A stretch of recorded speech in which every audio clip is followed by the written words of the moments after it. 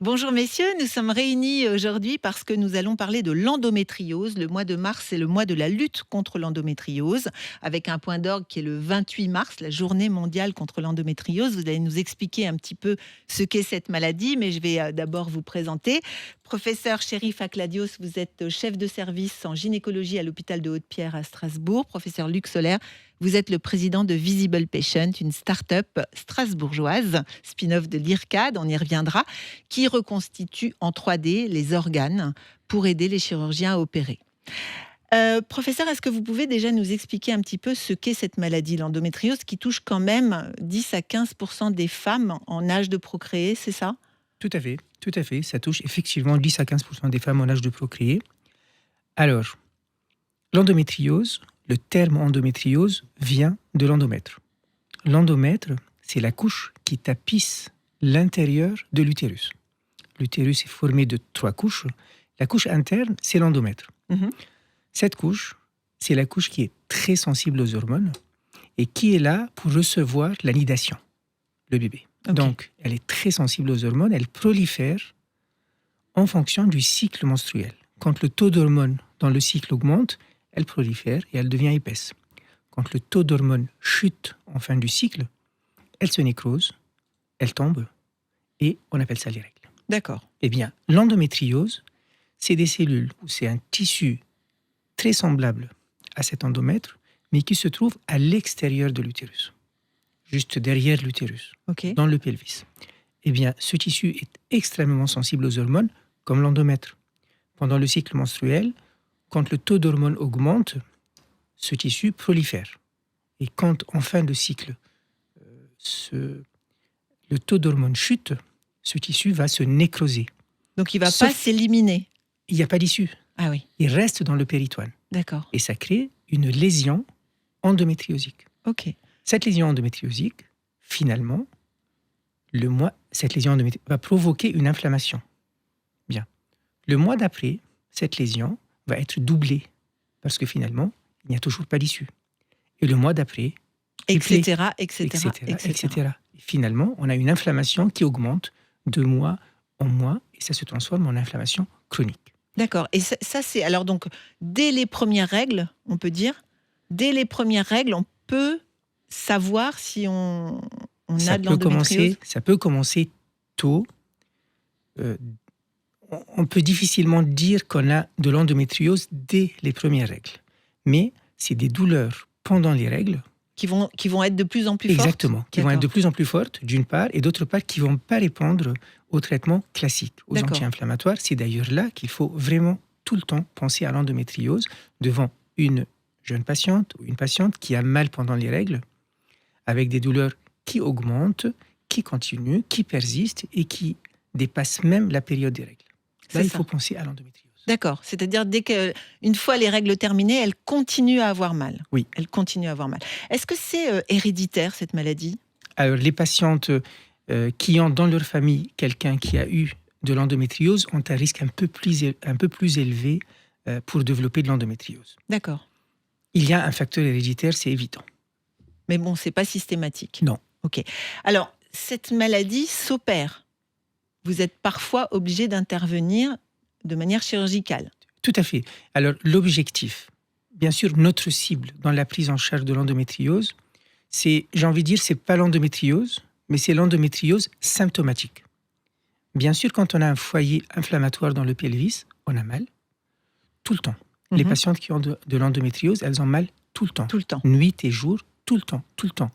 Donc c'est invalidant déjà. C'est invalidant, avec des douleurs pendant les règles, mais également des douleurs pendant les rapports, des problèmes d'absentéisme, des problèmes d'image de soi. Et d'infertilité, non? Alors ça, c'est à terme, bien sûr, Ouais. avec une inflammation chronique, ça crée des adhérences dans le pelvis, avec des problèmes d'infertilité. Donc tout ça ensemble fait que la patiente est C'est vraiment... invivable. Oui, c'est invivable. C'est invivable. L'objectif, c'est quoi? C'est de rendre quand même la vie possible à ces patientes-là.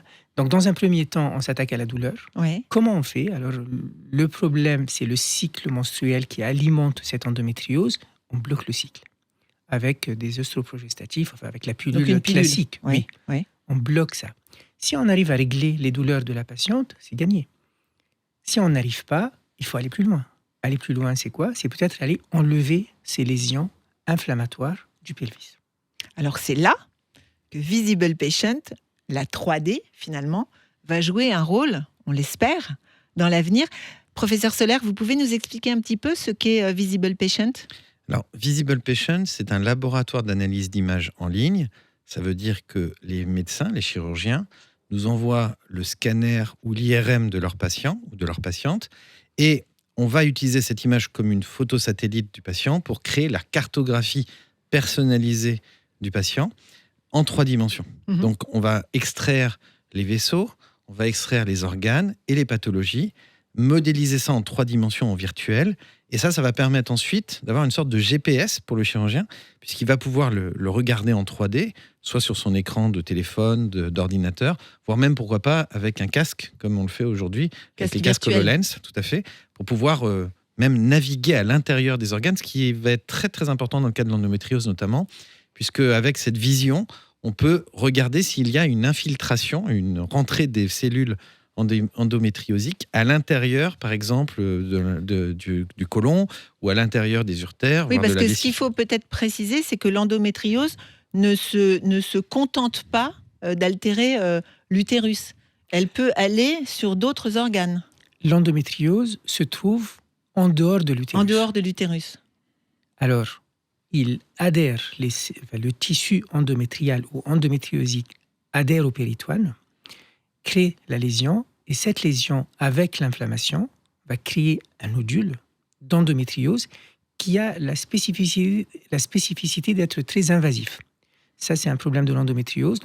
L'endométriose, quand il se trouve devant le rectum, un peu plus tard, il rentre dans le rectum. Quand il se trouve à côté des urtères, il bloque les urtères. Donc, Donc, en fait, il infiltre les tissus. Oui, c'est Et ça. il va en profondeur. Et nous, c'est très important pour nous, avant de programmer une intervention, de savoir jusqu'où va l'endométriose. Et c'est là où l'image 3D va vous apporter Exactement. une vraie C'est- visualisation. Exactement. C'est très important pour programmer l'intervention, pour mettre sur cette intervention les spécialistes des organes concernés pour avoir la meilleure prise en charge chirurgicale pour une patiente atteinte d'endométriose. Voilà, ce n'est pas que la gynécologie, c'est toutes les spécialités qui sont autour. La prise en charge est multidisciplinaire C'est ça. et il faut qu'il y ait, si nécessaire, un chirurgien digestif, un urologue. C'est une équipe multidisciplinaire qui doit prendre en charge la patiente atteinte d'une endométriose profonde. D'où Symptomatique. l'importance d'avoir une image que tout le monde va comprendre, Exactement. que tout le monde va pouvoir lire en même temps. C'est ça, professeur Soler? Alors, c'est ça, parce qu'actuellement, les images qui sont utilisées sont des images IRM qui sont un peu compliquées à percevoir. Quand vous voyez, c'est des niveaux de gris. Mhm. Alors déjà, nos yeux ne sont pas du tout faits pour voir en niveau de gris. Et en plus, c'est en coupe. Et là encore, on n'est pas fait pour voir les patients. Habituellement, ils n'arrivent pas à découper en tranches sur la table. Donc, c'est compliqué aussi de percevoir en 3D à partir de tranches. Et l'idée du projet, qui a été financé par la Fondation Force pour la recherche et l'innovation en santé, Donc le prix, vous avez eu un prix de la c'est ça, Fondation l'année Force, qui dernière, est une pour pouvoir- fondation. qui nous a aidé donc à financer ce projet. Eh bien, Fondation l'idée- Force, vous pouvez nous en dire 2 mots? Vous nous rappeler ce que c'est? C'est une C'est formation une donc. fondation qui a été créée à Strasbourg Ouais, pour aider à développer des innovations dans le domaine de la santé, de la santé. à savoir notamment investir dans des projets, par exemple des startups qui vont Mhm. faire des innovations pour passer de la recherche publique vers un produit final, ou pour aider des projets de recherche à développer des nouvelles solutions. C'est l'exemple typique de ce que l'on Voilà. fait au sein de structures qui existent déjà. D'accord. Alors, cette fondation donc, nous a aidés pour lancer ce projet. L'idée, c'est d'avoir cette cartographie. Alors, la cartographie part de l'image. Comme vous l'avez dit, le problème de l'image, c'est qu'elle est complexe à comprendre. C'est en niveau de gris.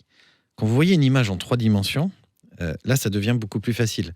C'est d'ailleurs un merveilleux outil pour communiquer avec les patients. Oui. Et Leur les- expliquer. Tout à fait, leur expliquer ce qu'est la pathologie, où elle est située, Mhm. et ce que sera l'opération. Ça aussi, c'est important parce que très souvent, les patientes qui vont avoir ce genre de pathologie sont inquiètes, ce qui se comprend, mais surtout ne comprennent pas pourquoi on va devoir aller intervenir sur, par exemple, le rectum, alors que c'est une pathologie qui est censée être gynécologique. Donc il faut pouvoir expliquer. Avec l'image, ça devient très simple Mhm. d'expliquer.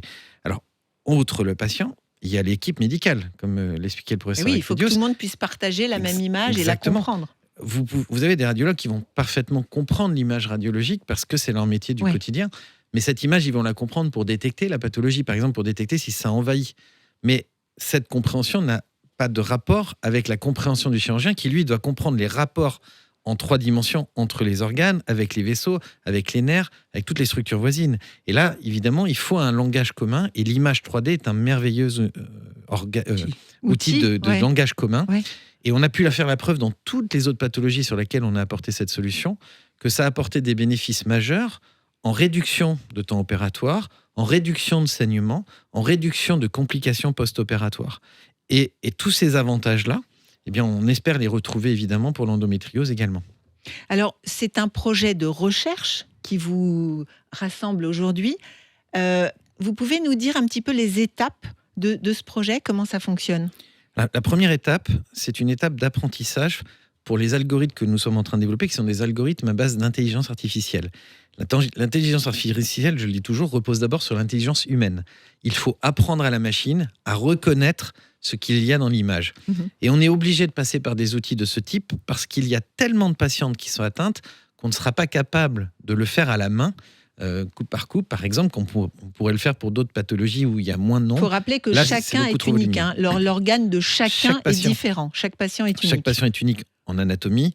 Et alors, évidemment, également aussi en pathologie. L'invasion de l'endométriose, ça peut être n'importe où. C'est un peu comme du sable qui serait tombé à l'intérieur de la cavité. Où est-ce qu'il se trouve ? Et ben là, il va falloir le voir. Donc, en effet, chaque patient est unique. Cette modélisation donc, part sur un apprentissage. Cet apprentissage, il va être donné par une équipe, notre équipe de techniciens manipulateurs en électroradiologie, qui modélise coup par coup, pour le coup, chacune des images médicales d'une base de données de patientes qui ont déjà été opérées. On appelle ça une étude rétrospective. D'accord. Pourquoi est-ce qu'on fait ça ? Tout simplement parce que l'opération, c'est la vérité terrain. On sait, grâce à l'opération, où était exactement située l'endométriose. Et l'objectif actuel, c'est de modéliser avec nos logiciels uniquement à partir de l'image et de comparer avec la réalité terrain de ce qui s'était vraiment passé. Alors, on a pour l'instant, dans cette base, on est au début, on est à 35 patientes pour lesquelles on a pu faire ces reconstructions et ça marche vraiment très bien. Donc, on espère pouvoir continuer comme ça. Et l'objectif de la deuxième phase qui, si tout va bien, commencera en septembre, ça sera cette fois-ci d'être prospectif, c'est-à-dire de faire cette modélisation avant l'opération pour que le chirurgien puisse s'en servir de façon à aller plus rapidement sur la pathologie et surtout d'éviter de toucher des structures parce qu'on sait à l'avance où elles vont être. Par exemple, ce vaisseau, normalement, il n'est pas là chez les patients avec une anatomie moyenne, on va dire. Et là, il est là, mais je le sais déjà parce que je l'ai vu en 3D. Et quand je vais aller dans le patient, je vais éviter d'aller toucher ce vaisseau, d'aller perforer, par exemple, un sigmoïde, c'est-à-dire un morceau du côlon qui est à un coude, un virage qui normalement ne se trouve pas là, mais chez cette patiente, il est là. Et je ne fais pas l'erreur, je sais où il est, à l'avance. Et c'est tous ces bénéfices qui vont permettre, dans la deuxième phase, normalement, de démontrer que grâce à ces modèles 3D, on opérera mieux ces patientes. Alors, professeur Akladios, la visualisation en 3D, pour vous, c'est vraiment important ? C'est quelque chose qui vous aidera ? Qui vous aide déjà peut-être ? Alors, déjà, pas encore. Mais j'espère que ça va bientôt nous aider. Mais je pense que c'est très utile, c'est plus parlant. C'est plus clair. Aujourd'hui, on ne peut pas se passer d'un radiologue. On ne peut pas faire une intervention sans avoir un radiologue et sans avoir un avis très détaillé, sans discuter avec le radiologue. La visualisation 3D rend les choses quand même plus faciles pour les chirurgiens. Peut-être plus rapide. Plus rapide. Ouais. Je pense qu'on sollicite on sollicitera moins les radiologues pour discuter de chaque point. Est-ce que ça rentre là, ça rentre pas là ? On aura peut-être un outil qui nous facilite la prise en charge d'une certaine manière. Après, là où c'est très important, c'est en communiquant avec la patiente, pour que la patiente comprenne pourquoi, comme a dit le professeur Solaire, pourquoi là, j'ai un problème gynéco, on va me couper un bout d'intestin et on va mettre une poche. Qu'est-ce que c'est ? Pourquoi ? Pourquoi j'ai un problème au niveau des reins, la vessie ? Pourquoi ?